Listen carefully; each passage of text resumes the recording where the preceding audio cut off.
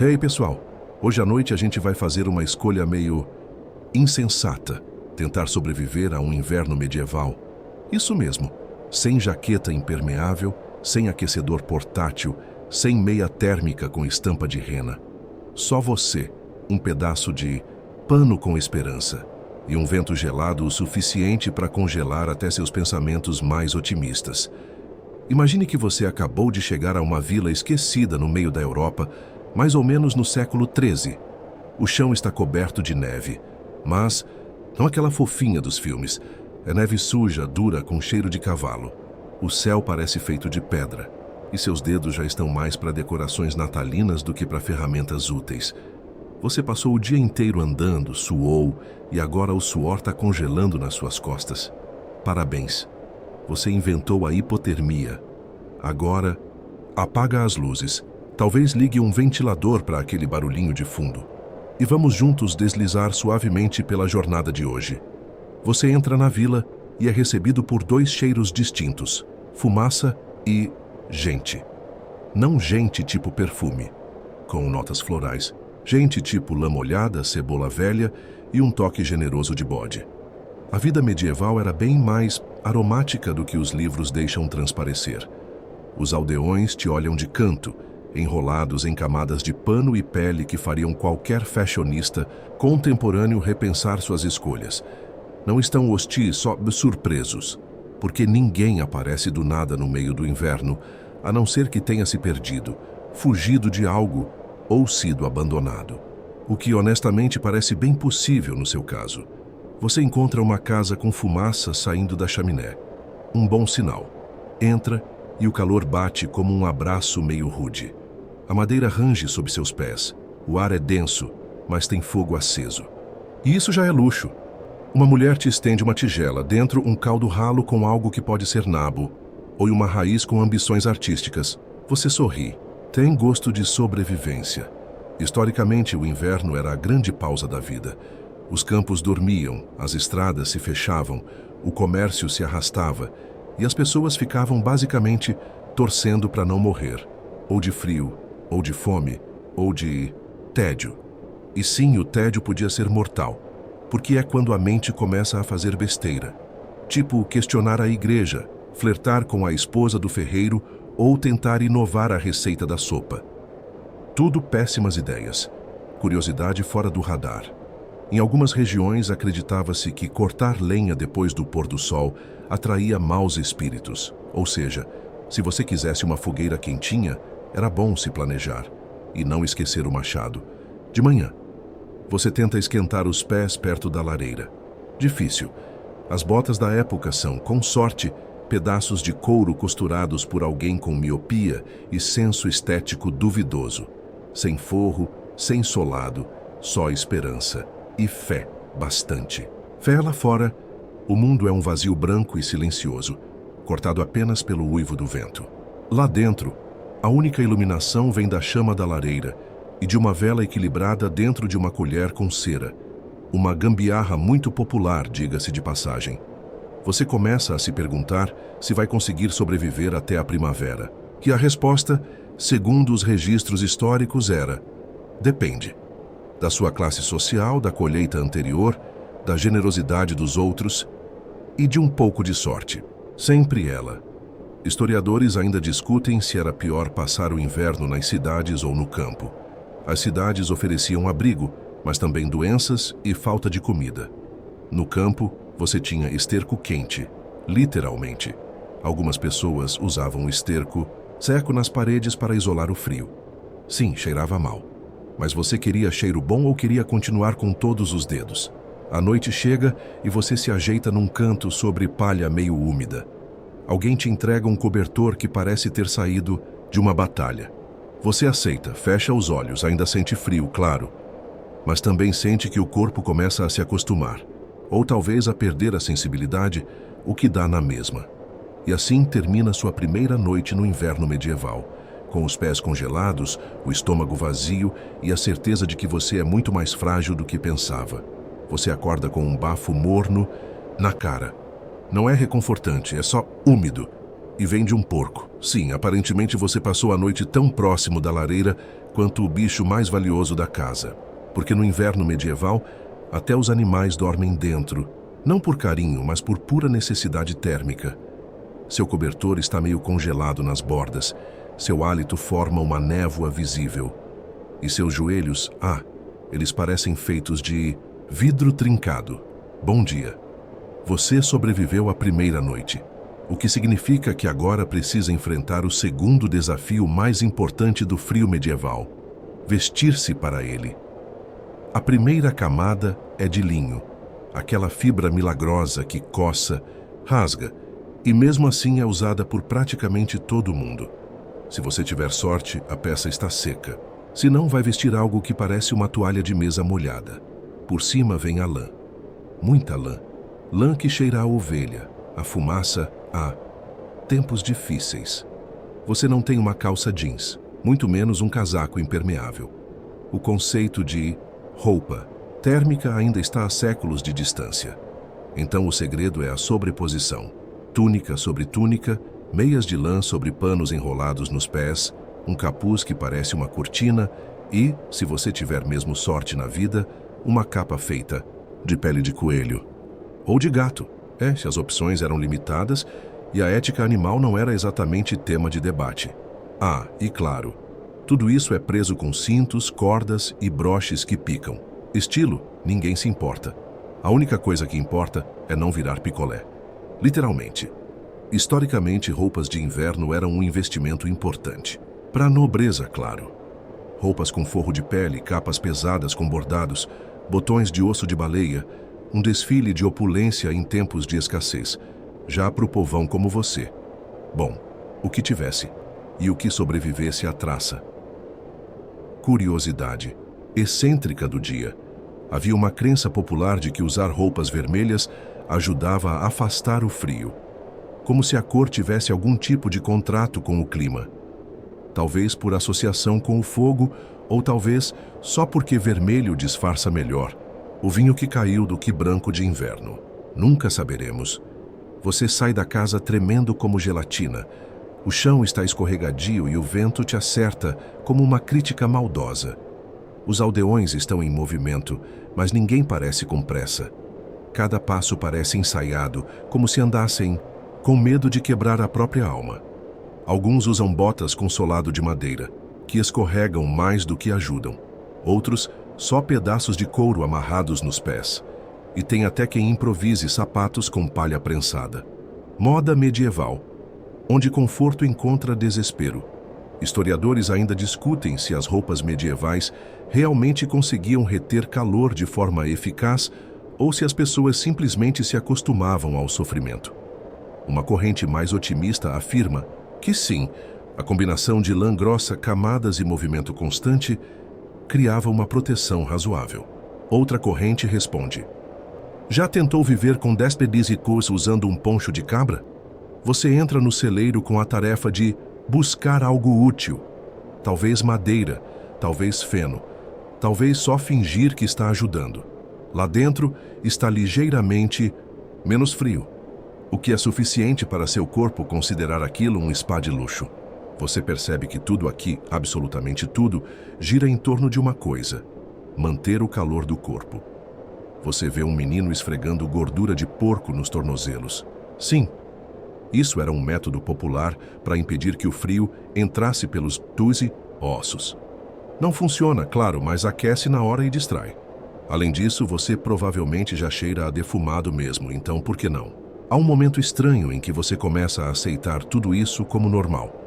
Dormir com animais, passar dias sem trocar de roupa, usar gordura como hidratante.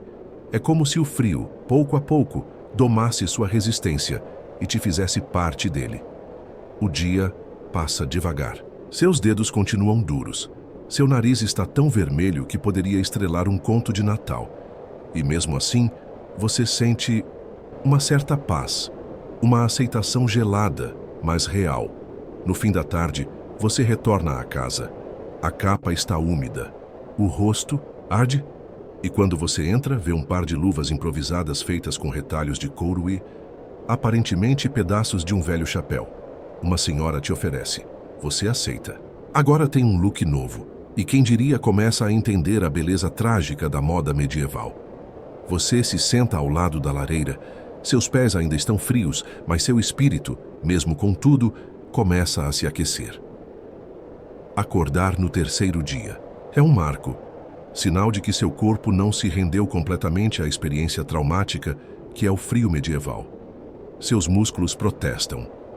Seu nariz, ainda ali, milagrosamente. E sua tolerância ao desconforto físico está sendo promovida à força. Hoje você descobre que não basta se vestir bem, ou melhor, se enrolar com camadas de pano mais ou menos secas. Você precisa se mover, porque o frio não perdoa a estagnação. Ficar parado é o mesmo que pedir para virar um bloco de gelo ambulante. Então, mãos à obra, literalmente. Você é encaminhado para ajudar na tarefa mais amada por todos: cortar lenha. Isso mesmo. Bem-vindo à arte de transformar árvores em calor. A ferramenta? Um machado que já viu dias melhores.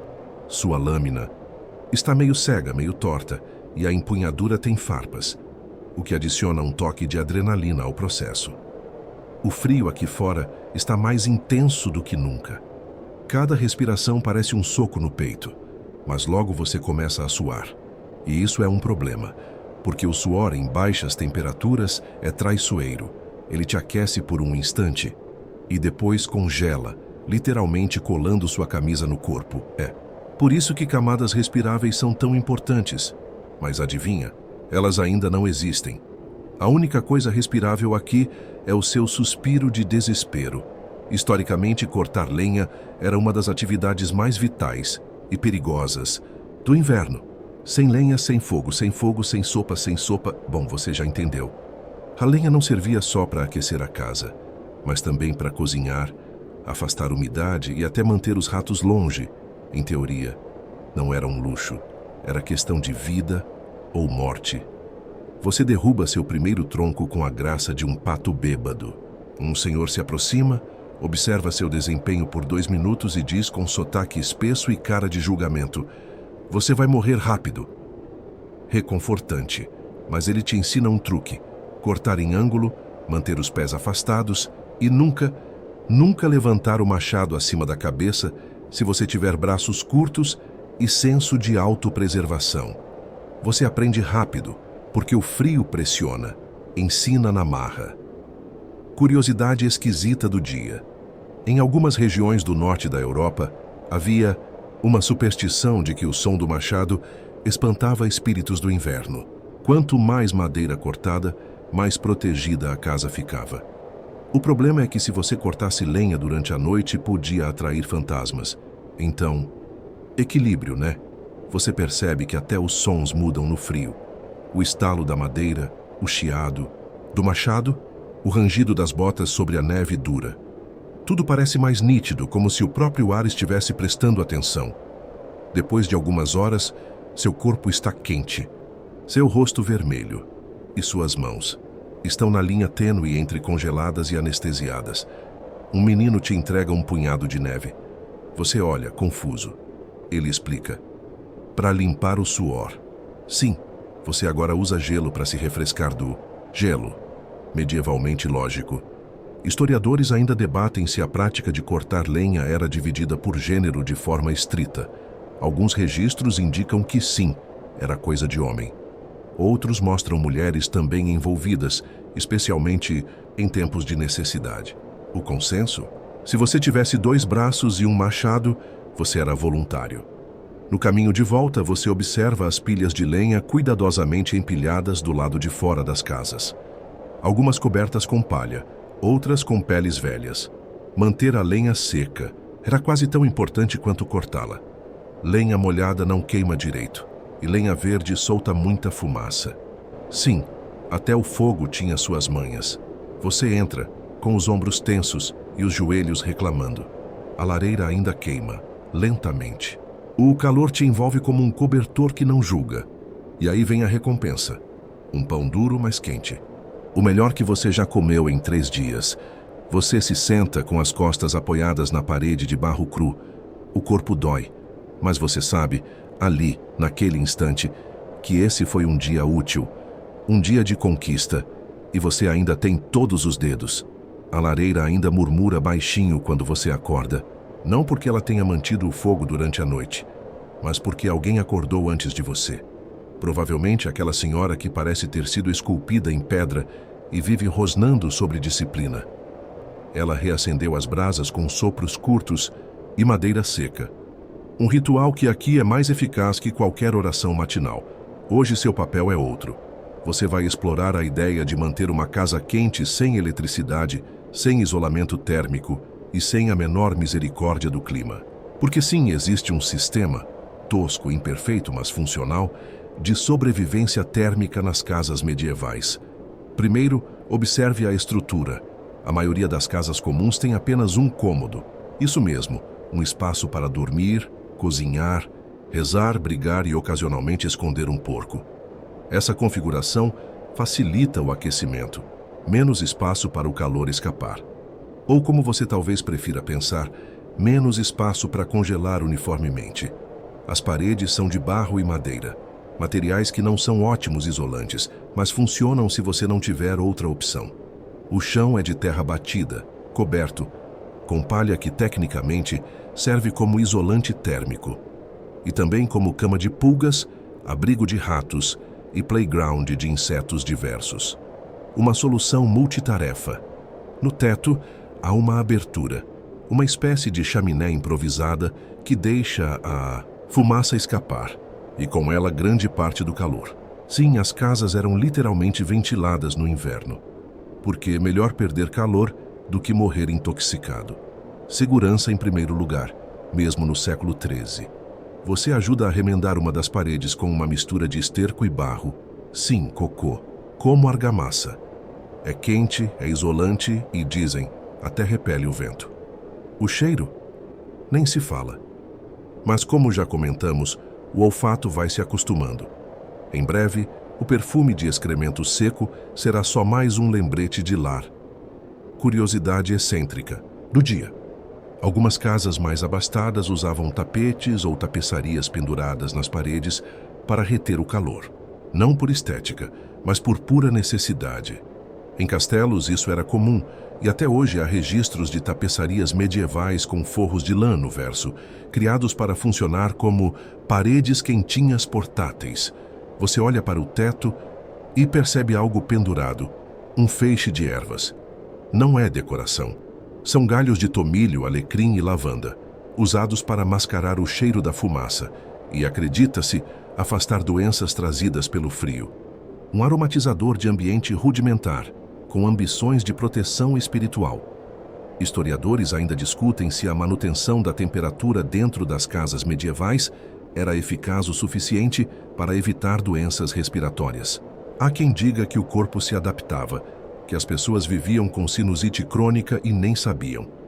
Outros defendem que as baixas temperaturas constantes dentro de casa eram, na verdade, uma das principais causas de mortalidade infantil. O que é, digamos, um debate bem gelado. Você ajuda a vedar uma fresta na janela com pano embebido em sebo. A ideia é simples: menos vento, mais calor.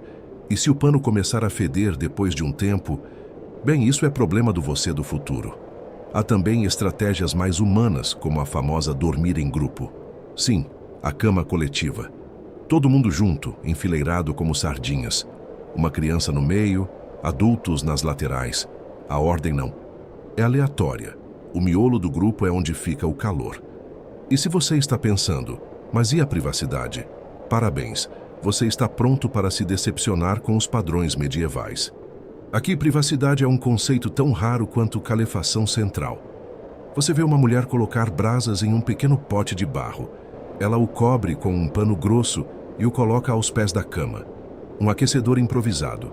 Rústico, sim, mas eficaz. A parte arriscada? Bem, acidentes com fogo eram comuns, mas dormir com os pés congelando também não é exatamente um sonho. Com o passar do dia, você percebe como tudo gira em torno da retenção de calor. As roupas secando perto do fogo, os animais presos dentro de casa, o chão sendo coberto, de mais palha, um teatro coordenado onde todos atuam como isolantes térmicos ambulantes, Você se aproxima da lareira. Não há móveis confortáveis.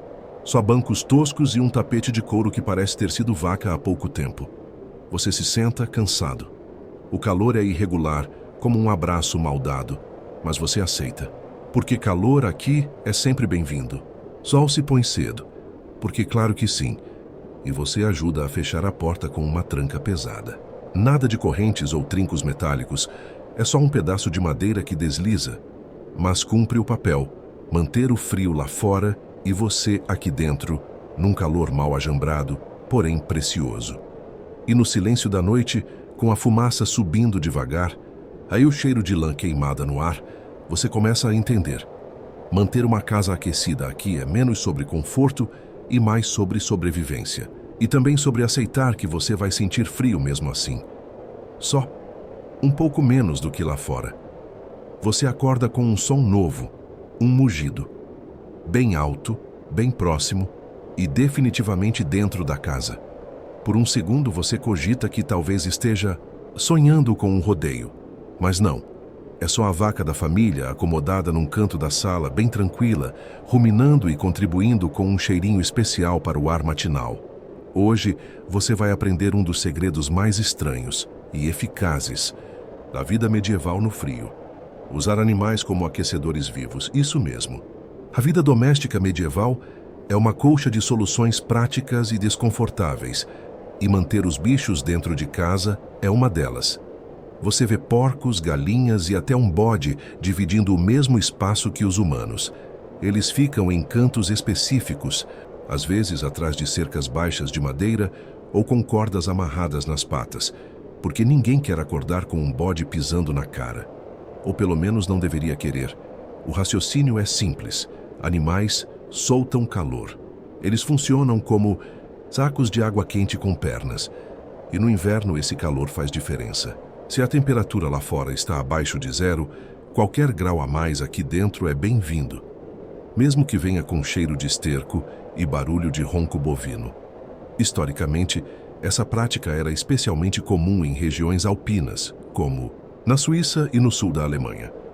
As chamadas Häuserstallungen eram casas em que o estábulo era literalmente o andar térreo e a família morava no andar de cima. O calor dos animais subia e ajudava a aquecer os quartos. Você observa como os moradores se comportam com naturalidade em meio àquela microfazenda indoor. Uma criança dá milho a uma galinha, enquanto outra tenta subir nas costas do porco, que claramente não está colaborando.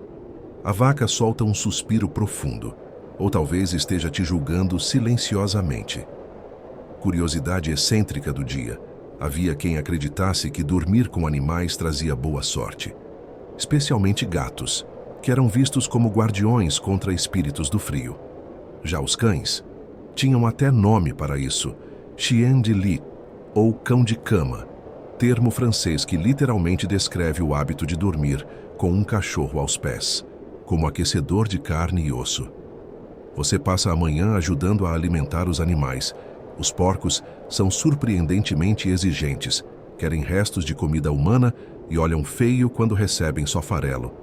As galinhas, por outro lado, são fáceis de agradar, desde que não estejam tentando ciscar seus dedos junto com o milho.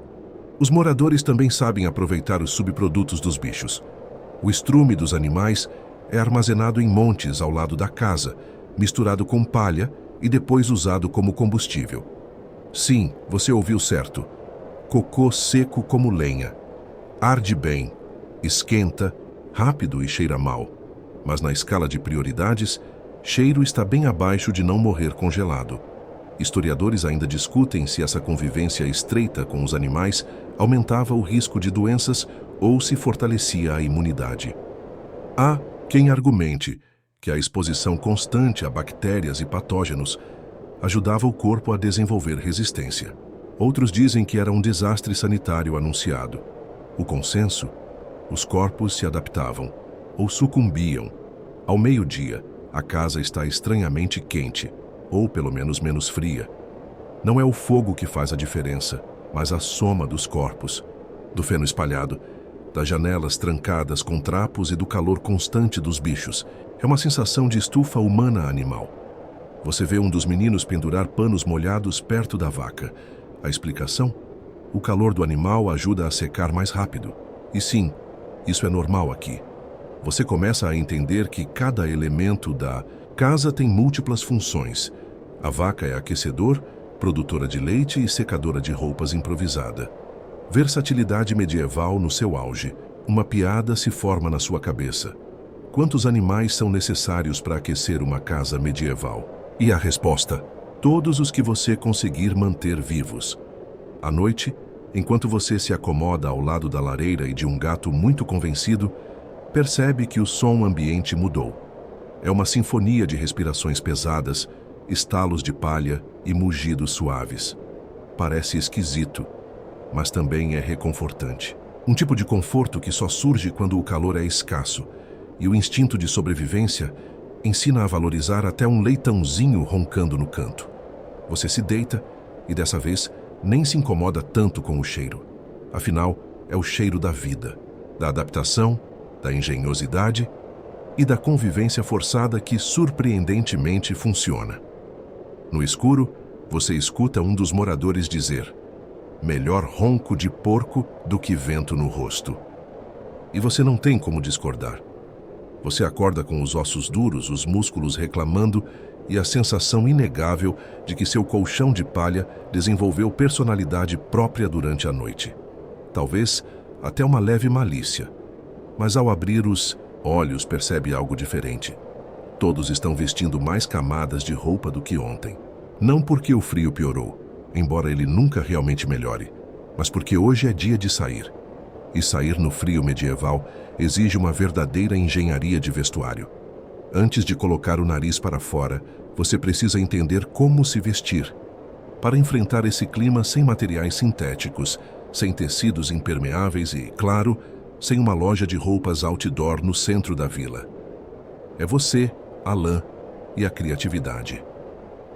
Começa com a camada base, uma túnica de linho, muitas vezes usada por dias ou semanas a fio.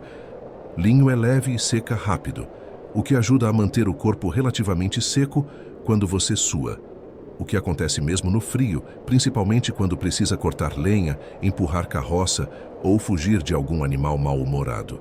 Depois vem a lã, muita lã. Uma túnica mais grossa, feita à mão, que parece ter sido tricotada com agulhas do tamanho de uma espada curta.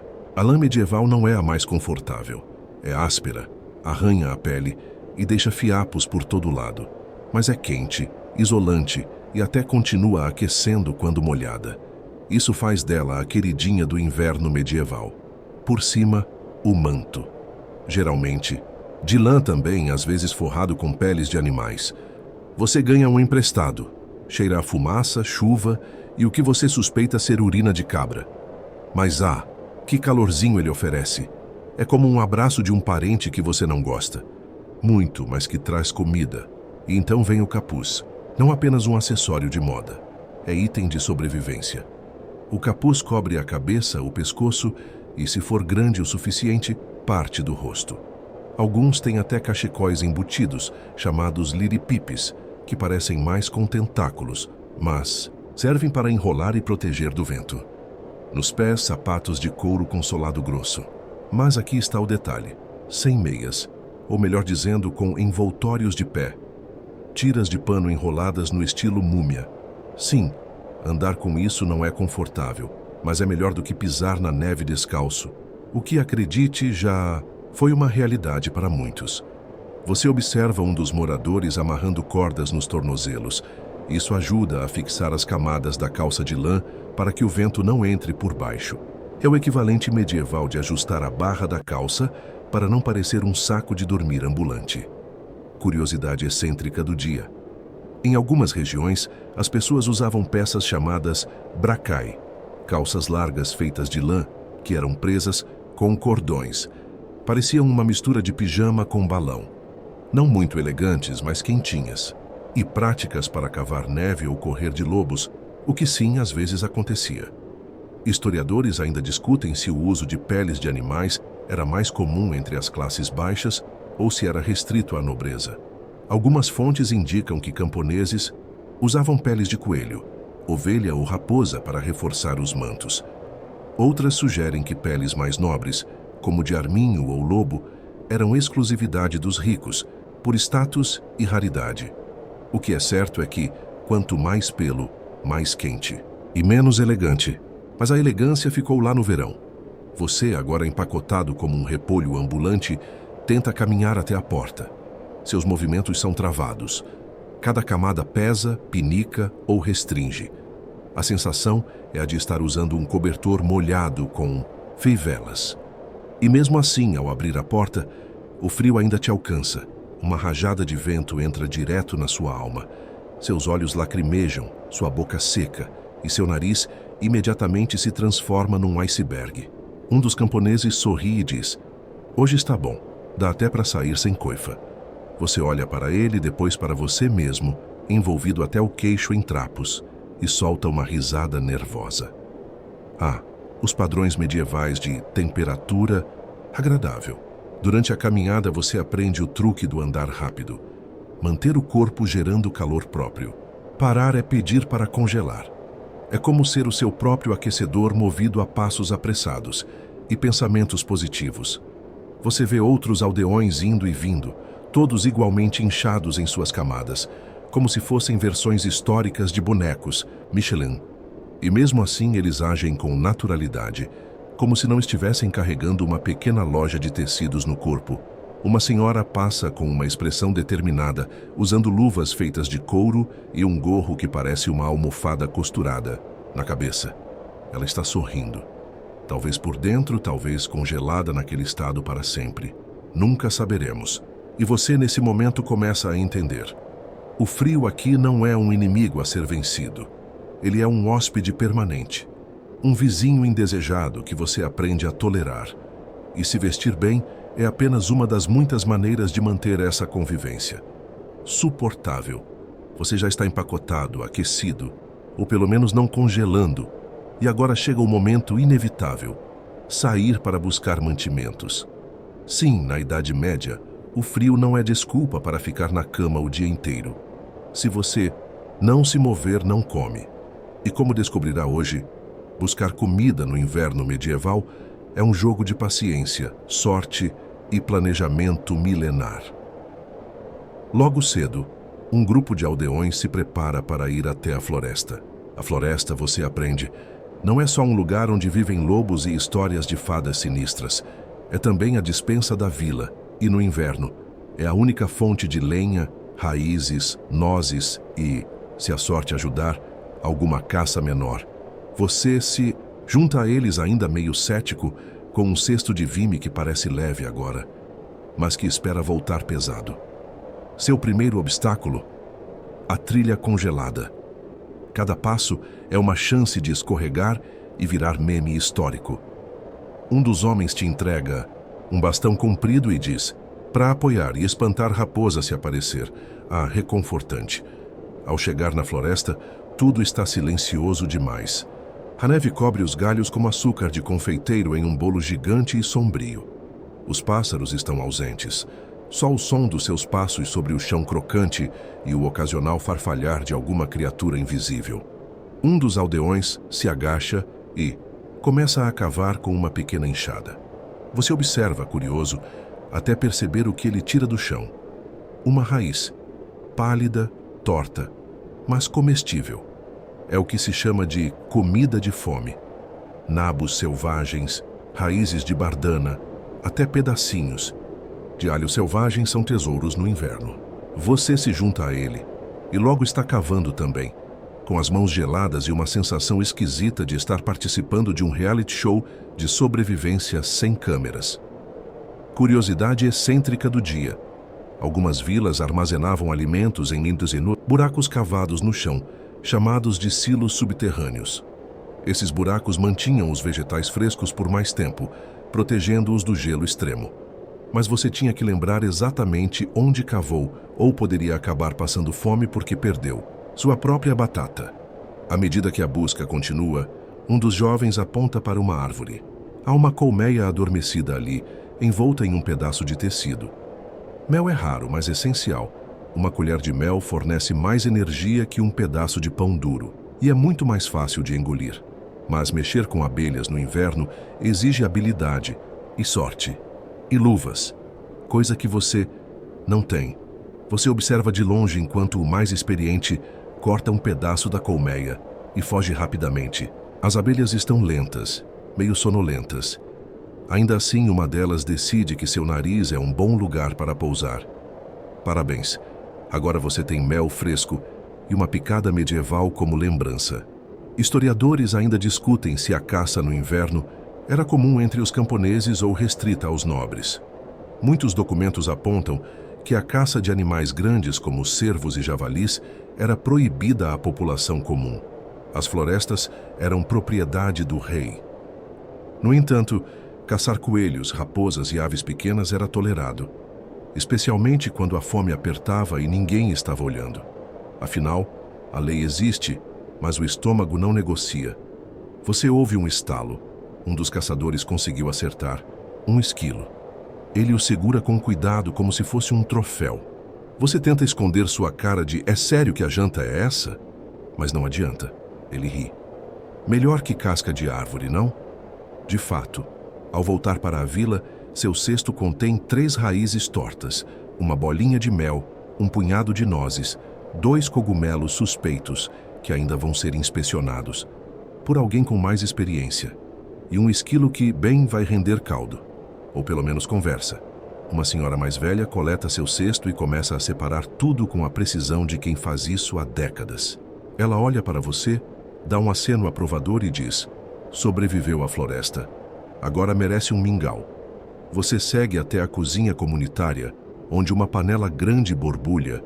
É um tipo de sopa grossa, com tudo o que conseguiram encontrar. Nabo, trigo, água da neve derretida, talvez um pedaço de porco salgado escondido lá no fundo. Você come devagar, apreciando cada colherada como se fosse um banquete. Porque naquele contexto, e aí você entende. Não se trata de comer bem. Trata-se de comer, ponto. Cada ingrediente foi conquistado com esforço, frio e, às vezes, negociações diplomáticas com uma colmeia. E quando você vive assim, cada refeição é uma pequena vitória. Ao sair, a neve começa a cair devagar, como se o céu estivesse distraído. Você olha para os outros, exaustos, esfarrapados, mas sorrindo. No inverno medieval, até o sorriso parece mais valioso. Depois da aventura na floresta e do mingau quase simbólico, você sente que merecia uma pausa, talvez até um chocolate. Quente, se chocolate existisse para você. Mas não, porque a próxima tarefa é vital e, por algum motivo, sempre parece ser empurrada para quem é o novo. Lidar com a lenha e a manutenção do fogo. É aqui que você descobre que o maior luxo medieval de inverno não é a comida, nem as roupas de lã, é o fogo constante. Porque o frio não tem botão de desligar. E se o fogo apaga, o gelo entra pelas frestas das paredes como um ladrão paciente. Você é levado até a parte de trás da casa, onde há uma pilha de toras, ou melhor, um monte disforme de galhos, mal empilhados, cobertos de neve. Seu trabalho? Rachar madeira suficiente para manter o fogo aceso pelas próximas 12 horas. O machado, claro, está meio cego, e a tora parece rir da sua tentativa de parecer forte. Mas você insiste, e logo descobre que rachar madeira é menos sobre força e mais sobre jeito. O problema é que você ainda não tem nenhum dos dois. Enquanto você luta contra a gravidade e contra a sua dignidade, um senhor se aproxima e observa impassível. Ele dá uma dica valiosa. Acerta na rachadura. Se não tiver, imagina uma. Você decide imaginar não apenas a rachadura, mas sua vida confortável no século XXI. Isso ajuda. Um pouco. Em 30 minutos você está suado, com bolhas nas mãos e um orgulho estranho por ter produzido 3 toras rachadas. Curiosidade excêntrica do dia. Alguns camponeses armazenavam brasas quentes em potes de barro com cinzas para manter o calor por dias, especialmente durante viagens. Essas pequenas fornalhas portáteis, chamadas de brasier ou firepot, funcionavam como as baterias externas do mundo medieval. Só que, ao invés de recarregar seu celular, elas garantiam que você não congelasse. Na cozinha, uma mulher cuida do fogo principal. Ela não deixa você se aproximar muito, e faz bem, porque manter o fogo aceso envolve mais que jogar lenha aleatoriamente. Tem uma arte nisso. É preciso usar primeiro o graveto certo, depois a madeira seca, depois ajustar a abertura do forno. Tudo isso com uma paciência que só quem já dormiu num chão gelado entende. Ela comenta: fogo é mais temperamental que criança pequena, que mais perigoso também. Você observa que ela mantém o fogo em nível médio, jamais alto demais. Isso porque muita chama consome madeira rápido demais. E no inverno, a economia de lenha é tão importante quanto a economia de comida. Nada pode ser desperdiçado. Historiadores ainda discutem se todas as casas medievais tinham lareiras internas ou se o fogo era mantido no centro da casa, sem chaminé. Há registros de casas de camponeses com o teto cheio de fuligem e buracos improvisados no telhado, o que explica por que tanta gente vivia com tosse crônica. Isso, ironicamente, porque incêndios eram comuns mesmo quando tudo ao redor estava molhado de neve. À medida que a noite cai, você percebe outro detalhe. O fogo não é só calor, é luz, é cozinha, é proteção. Sem ele, o mundo se torna um breu cortante e os sons lá fora. Uivos, estalos, o vento parecem muito mais ameaçadores. Um dos moradores se aproxima de você com um braseiro pequeno. Ele sorri e diz: "Isso vai para o quarto. Só não derruba ou acorda do outro lado." Ah, que tranquilizante. Você acompanha enquanto ele o leva para o dormitório. Lá o braseiro é colocado no canto, bem longe da palha e do tecido. Ele não aquece o ambiente como um aquecedor moderno, mas pelo menos tira a umidade do ar e permite que você veja seu próprio nariz no escuro, o que já é um avanço. Mais tarde, você volta para ajudar a abastecer a cozinha. Descobre que as cinzas do fogo são reutilizadas para limpar utensílios, afastar insetos e às vezes como base para sabão. Sim, sabão feito em casa com gordura e cinza. O cheiro é inusitado, mas é melhor do que nada. E quando tudo está calmo, você senta perto do fogo, ouvindo os estalos das brasas. A sensação é estranhamente familiar, porque apesar da falta de conforto moderno, do cheiro de fumaça impregnado nas roupas e da constante ameaça de congelamento do dedão do pé, você está bem ali. O fogo te aquece, mas também te conecta com todos ao redor. É ali que as histórias são contadas, que os planos são feitos, que as piadas ruins, inclusive as suas, ganham risadas sinceras. Uma senhora mais velha conta como, quando era criança, seu irmão quase queimou as sobrancelhas ao tentar acender o forno com álcool. Não tinha álcool, mas ele tentou com hidromel. Funcionou, mais ou menos. E assim você aprende. Manter o fogo aceso é mais do que sobrevivência. É comunidade, é cultura, é o centro da vida medieval. Literalmente. Depois de garantir que o fogo não vai morrer antes do amanhecer, você começa a perceber que há mais uma batalha diária contra o frio.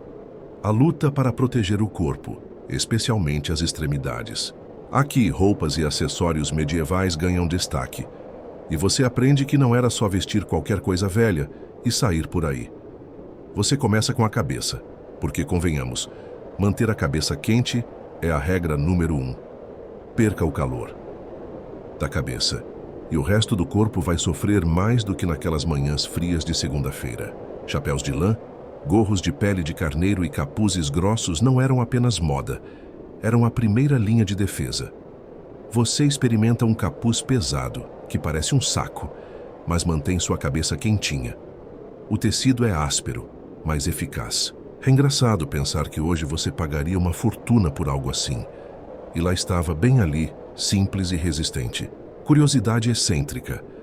Havia também chapéus chamados chaperons, que pareciam mais acessórios fashion da Idade Média do que proteção contra o frio, mas, surpreendentemente, eram uma forma popular de se manter quente, além de um símbolo de status social. Ao descer para os pés, você percebe que os sapatos de couro que usa não foram feitos para enfrentar o gelo. Eles são finos, escorregadios e frios. Felizmente você tem um par de meias grossas feitas de lã, um luxo em tempos medievais. Meias de lã eram caras e demoradas para fazer, e a maioria dos camponeses apenas tinha uma ou duas pares para o inverno. Você enfiá-las é como colocar 2 cobertores em cada pé. Proteção para as mãos é outra história. Luvas eram raras entre os camponeses, porque couro e lã eram recursos preciosos. Em vez disso, as pessoas enrolavam tiras de tecido ou peles ao redor dos pulsos e mãos para tentar manter um pouco do calor. Você improvisa com um pedaço de lã que encontrou e percebe que suas mãos ainda estão mais geladas que a sua vontade de lidar com isso. Você tenta mover os dedos e percebe como o frio faz seus movimentos ficarem lentos, quase como se você estivesse tentando digitar com luvas grossas hoje em dia. Frustrante, desajeitado e meio engraçado de ver. Historiadores ainda discutem se os camponeses usavam mesmo tantas camadas como se pensa.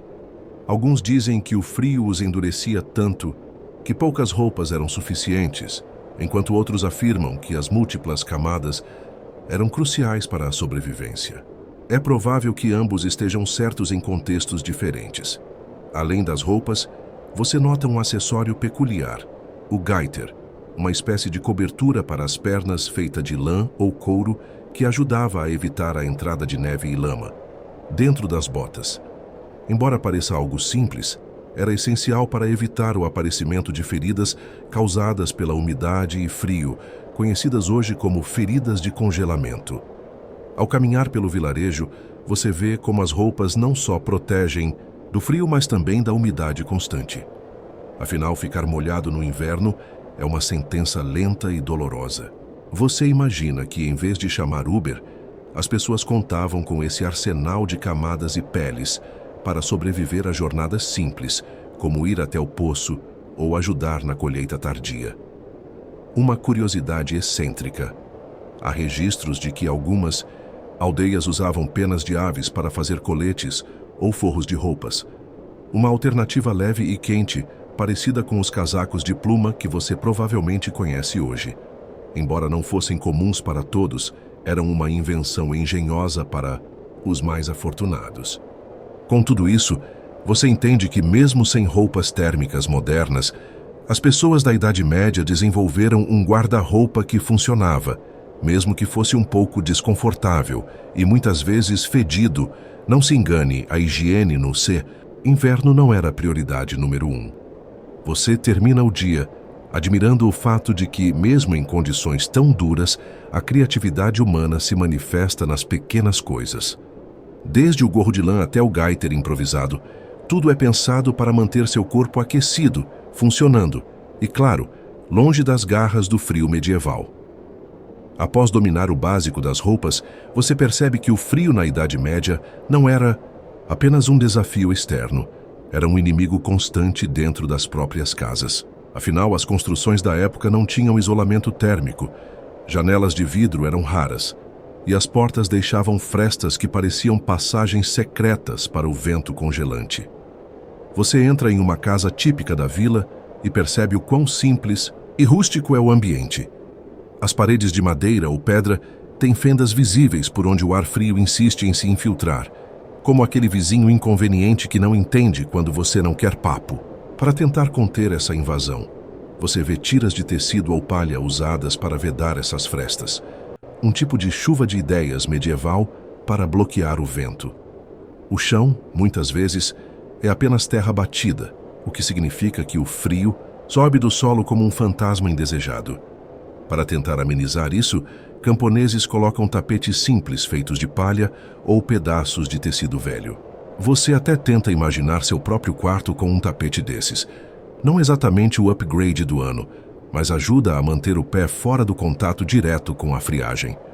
Um dos habitantes mostra como a fumaça da lareira, apesar de não ter chaminé, ajuda a aquecer a casa inteira, criando uma espécie de sauna involuntária. Claro, isso vem com o preço de deixar a fuligem grudada no teto e nas paredes, transformando tudo numa colcha preta permanente. Mas, pelo menos, você não congela. Curiosidade excêntrica. Em algumas regiões, usava-se uma técnica chamada cobe, uma mistura de barro, palha e esterco, para cobrir paredes e melhorar o isolamento. Pode parecer nojento hoje, mas funcionava como um isolante natural eficiente, mantendo o calor dentro das casas por mais tempo. Historiadores ainda discutem o quanto essas técnicas de vedação e isolamento eram difundidas entre as classes baixas. Alguns acreditam que apenas os nobres tinham acesso a métodos mais sofisticados, enquanto os camponeses dependiam quase exclusivamente do fogo e das roupas para se aquecer. Além das paredes, as janelas merecem atenção especial. Vidro era um luxo, então as janelas eram cobertas com pele de animal ou tecido grosso para bloquear o vento. Em dias especialmente gelados, pequenas aberturas eram fechadas completamente, trocando um pouco da luz natural pela garantia de calor. Você experimenta fechar uma dessas janelas. É uma escuridão quase total, interrompida apenas por um feixe tênue de luz que entra por um buraco minúsculo. Você imagina que a sensação era próxima a dormir com um olho aberto, sempre atento ao frio, mas tentando não perder o sono. Enquanto isso, o ar dentro da casa está úmido, resultado da respiração, do cozimento de alimentos e da falta de ventilação adequada. Essa umidade torna tudo mais frio e desconfortável, e você entende por que doenças respiratórias eram tão comuns no inverno medieval. Você observa como as pessoas passam muito tempo agrupadas perto do fogo, não só pelo calor, mas pela companhia. O frio, afinal, é mais suportável quando você está junto. É uma prova simples, mas poderosa, de que o conforto humano vai além do físico. Quando a noite cai, você sente o peso da escuridão e do frio, mas também o calor humano que une aquela pequena vila contra a imensidão do inverno. Cada recurso, cada técnica, cada pequeno truque era uma peça fundamental para a sobrevivência. E você, agora, não é mais apenas um espectador. Está se tornando parte desse mundo onde o frio é um adversário constante, mas onde a engenhosidade, a colaboração e a paciência fazem toda a diferença. Após dominar o básico das roupas, você percebe que o frio na Idade Média não era apenas um desafio externo, era um inimigo constante dentro das próprias casas. Afinal, as construções da época não tinham isolamento térmico, janelas de vidro eram raras, e as portas deixavam frestas que pareciam passagens secretas para o vento congelante. Você entra em uma casa típica da vila e percebe o quão simples e rústico é o ambiente. As paredes de madeira ou pedra têm fendas visíveis por onde o ar frio insiste em se infiltrar, como aquele vizinho inconveniente que não entende quando você não quer papo. Para tentar conter essa invasão, você vê tiras de tecido ou palha usadas para vedar essas frestas, um tipo de chuva de ideias medieval para bloquear o vento. O chão, muitas vezes, é apenas terra batida, o que significa que o frio sobe do solo como um fantasma indesejado. Para tentar amenizar isso, camponeses colocam tapetes simples feitos de palha ou pedaços de tecido velho. Você até tenta imaginar seu próprio quarto com um tapete desses. Não exatamente o upgrade do ano, mas ajuda a manter o pé fora do contato direto com a friagem.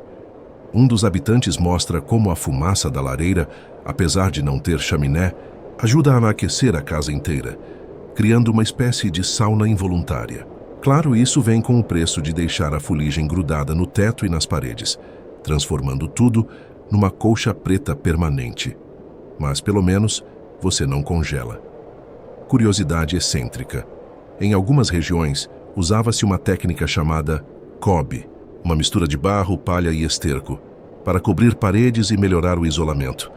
Pode parecer nojento hoje, mas funcionava como um isolante natural eficiente, mantendo o calor dentro das casas por mais tempo.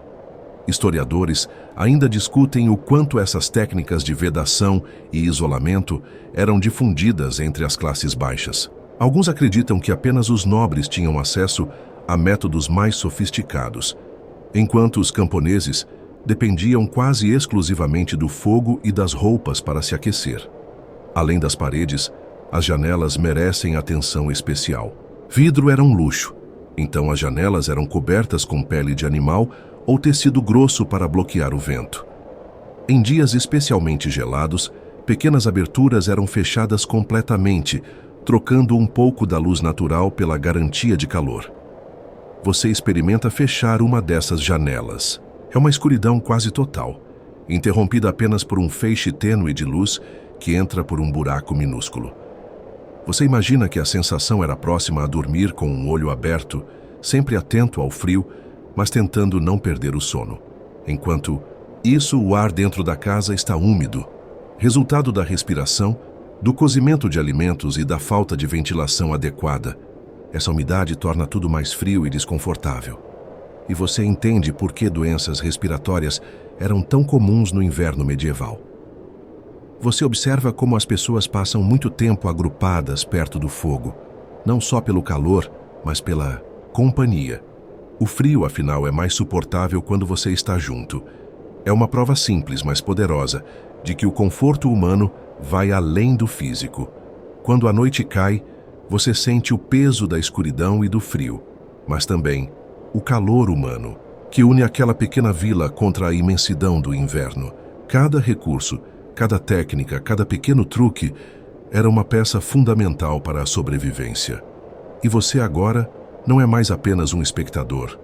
Está se tornando parte desse mundo, onde o frio é um adversário constante, mas onde a engenhosidade, a colaboração e a paciência fazem toda a diferença.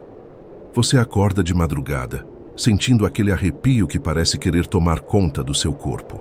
Na Idade Média, esse era o momento em que o frio parecia mais cruel e a luta para não congelar era constante, quase um esporte radical antes da invenção do aquecedor.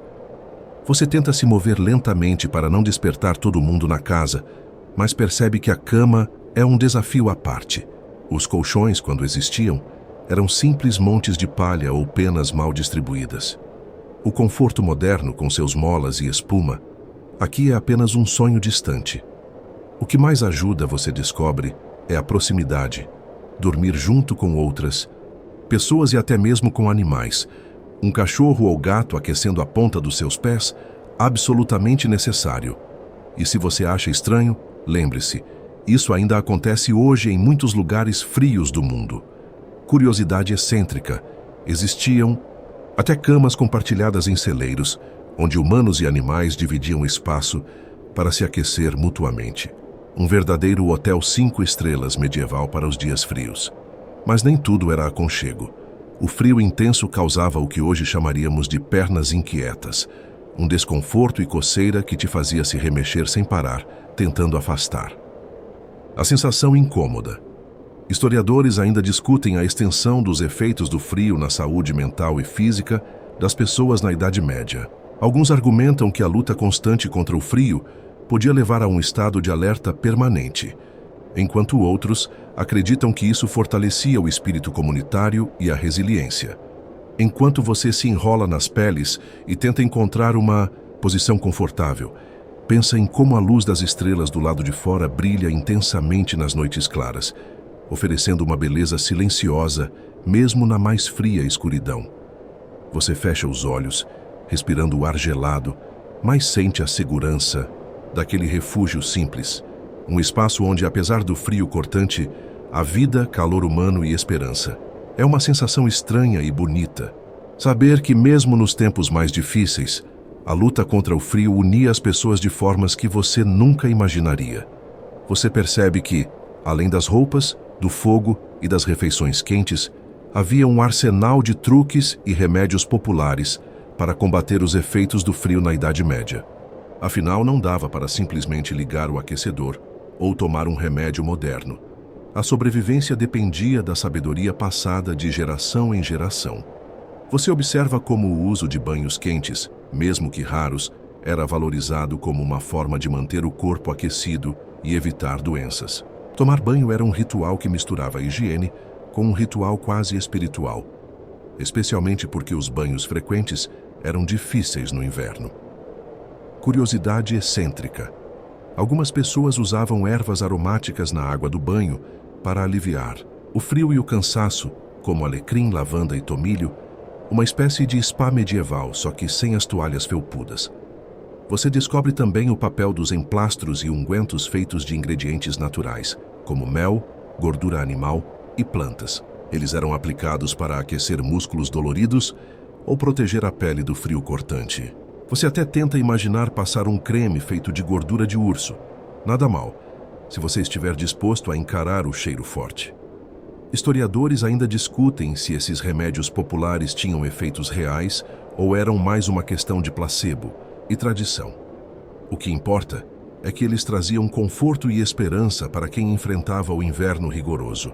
Além disso, você se impressiona com o uso do exercício físico como método para gerar calor. Trabalhos braçais e movimentos constantes durante o dia ajudavam a manter o corpo ativo e aquecido, evitando a letargia causada pelo frio. Você imagina os camponeses levantando-se cedo, malhando suas costas e braços enquanto cuidam dos animais, ou recolhem lenha, um treino de resistência ao frio, que seria difícil até para os mais dedicados da academia moderna. Por fim, você pensa no papel das crenças e superstições. Amuletos e rituais eram usados para afastar o mal e trazer proteção contra o frio. Uma mistura de fé e medo que também ajudava a enfrentar os meses de inverno. Apesar de toda a dureza, você sente que a sabedoria popular, com seus truques e cuidados, formava um escudo invisível, feito de esperança e engenhosidade, contra o frio da Idade Média. Você está quase chegando ao fim dessa jornada gelada, mas ainda tem um aspecto importante para entender: como as comunidades medievais lidavam coletivamente com o frio, porque ninguém, por mais preparado, enfrentava o inverno sozinho. Você imagina a vila à noite, com suas casas apertadas e lareiras acesas, e percebe que o frio não só isolava, mas também unia. Os festivais de inverno, mesmo que simples, tinham o papel de trazer alegria e calor humano, para enfrentar as noites longas e escuras. Essas celebrações incluíam danças ao redor da fogueira, cantorias e comidas especiais, todos elementos para aliviar o peso do inverno. Para você, é como aquela festa de Natal que você lembra com carinho, só que sem a iluminação moderna e sem o peru congelado do supermercado. Curiosidade excêntrica: em algumas regiões existiam as noites de vigília, quando os aldeões ficavam acordados durante a noite para se proteger de invasores e, claro, para manter o calor do corpo ativo, uma mistura de segurança e tradição.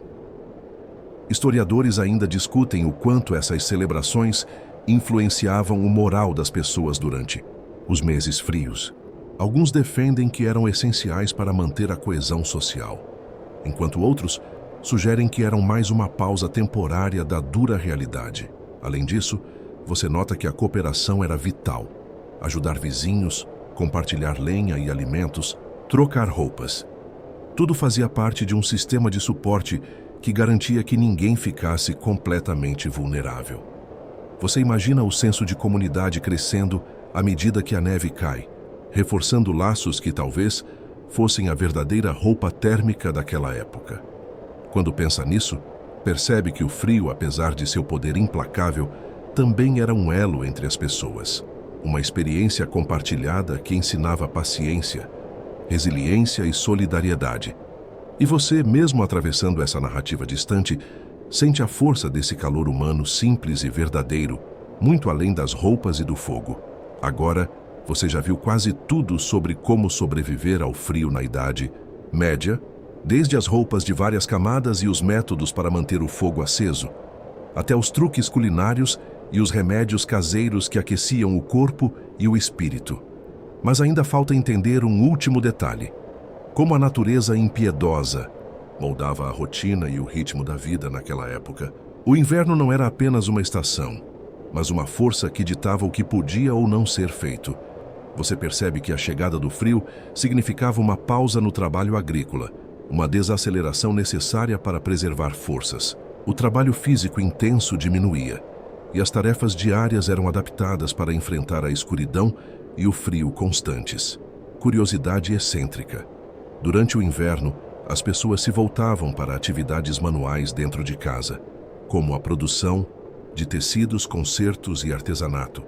Algo parecido com um home office medieval, só que muito mais rudimentar e sem café. Historiadores ainda discutem se o inverno realmente trazia uma redução na produtividade ou se, ao contrário, era um período em que outras habilidades e trabalhos emergiam, mostrando a versatilidade das comunidades medievais. Você observa que a vida social se adaptava ao frio. As reuniões aconteciam perto do fogo, as histórias e lendas eram contadas para espantar o medo e o tédio, e a criatividade florescia em ambientes que, para nós hoje, pareceriam sombrios e limitados. Ao fechar essa jornada, você sente que sobreviver ao frio na Idade Média era uma arte, uma mistura de resistência física, engenhosidade, apoio mútuo e uma dose generosa de esperança. E apesar de toda a dureza, havia uma beleza única nessa luta silenciosa contra o inverno, uma dança entre homem e natureza, onde cada pequeno triunfo aquecia o corpo e a alma. Agora, respire fundo, sinta esse calor imaginário envolver você, e saiba que, mesmo nas noites mais frias, a chama da humanidade nunca se apaga. Agora, enquanto você se prepara para desacelerar, respire fundo e deixe a suavidade do momento envolver você. Imagine-se em uma cabana simples, onde a lareira crepita suavemente, espalhando um calor aconchegante que dança nas paredes de madeira. Sinta o conforto das peles macias ao seu redor, o leve cheiro de madeira queimada misturado com ervas secas e a tranquilidade que só o silêncio de uma noite de inverno pode trazer. Deixe que a serenidade tome conta do seu corpo e mente, como se o frio lá fora fosse apenas uma lembrança distante, incapaz de atravessar essa barreira de calma e segurança. Cada respiração é um convite para relaxar mais profundamente. Cada batida do seu coração, um lembrete de que você está seguro, protegido.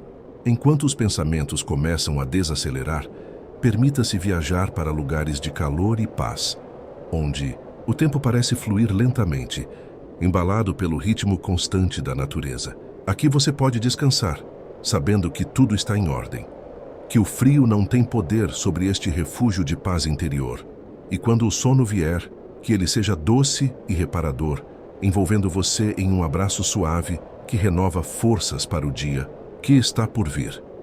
Que seus sonhos sejam aquecidos por essa luz tranquila e que você acorde com a energia renovada, pronto para enfrentar qualquer desafio, sabendo que a resistência e a esperança sempre caminham juntas. Agora, permita que essa calma te guie para um sono profundo e sereno. Bons sonhos.